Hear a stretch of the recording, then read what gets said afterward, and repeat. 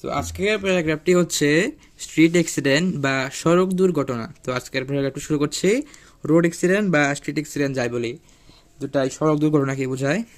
তো প্রথম লাইনটা হচ্ছে road accident means collision between vessels or any other type of accident on the road.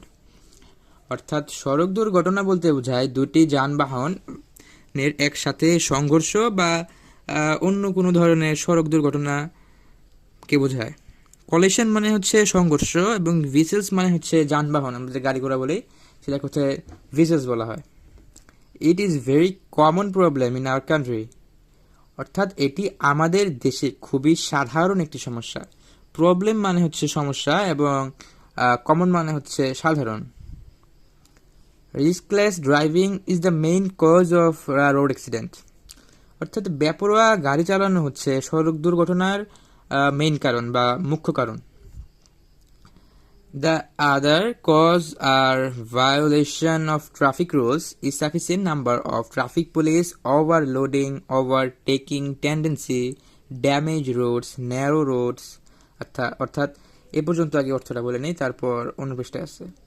অর্থাৎ অন্যান্য যে কারণ রয়েছে তা হলো ট্রাফিক রুলসের অমান্য করা, insufficient number of traffic police অর্থাৎ পর্যাপ্ত পরিমাণ ট্রাফিক পুলিশ না থাকা, ওভারলোডিং অর্থাৎ অতি বোঝা বহন করা, তারপর হচ্ছে ওভারটেকিং টেন্ডেন্সি, আমরা ওভারটেকই বলি সাধারণত, তো ওভারটেক করা, তারপর আছে ড্যামেজ রোডস অর্থাৎ ভাঙা সড়ক, ন্যারো রোডস বা বাঁকা সড়ক, তারপর আছে পরের পৃষ্ঠায় lack of public awareness etcetera অর্থাৎ জনসচেতনতার অভাব ইত্যাদি। Many people meet immature death due to road accident. অর্থাৎ অনেক মানুষ প্রাপ্তবয়স্ক হওয়ার আগেই বা অকালে মৃত্যুবরণ করে সড়ক দুর্ঘটনার কারণে। To solve the problem, riskless driving, overloading and overtaking tendency must be controlled.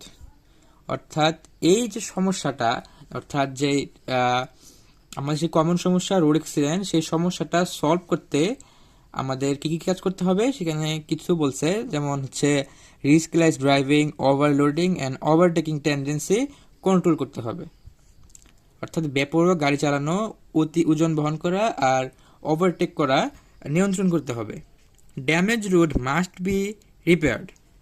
অর্থাৎ যে ভাঙা সড়কের কথা বলছিল সেই ভাঙা সড়কগুলো অবশ্যই মেরামত করতে হবে বা ঠিক করতে হবে।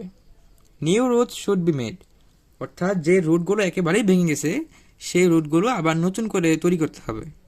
Available public awareness must be raised. অর্থাৎ যাই কিছু হোক, আমরা যাই কিছু করি না কেন, জনসচেতনতা ছাড়া আমরা কোনো কিছুই আগাতে পারবো না।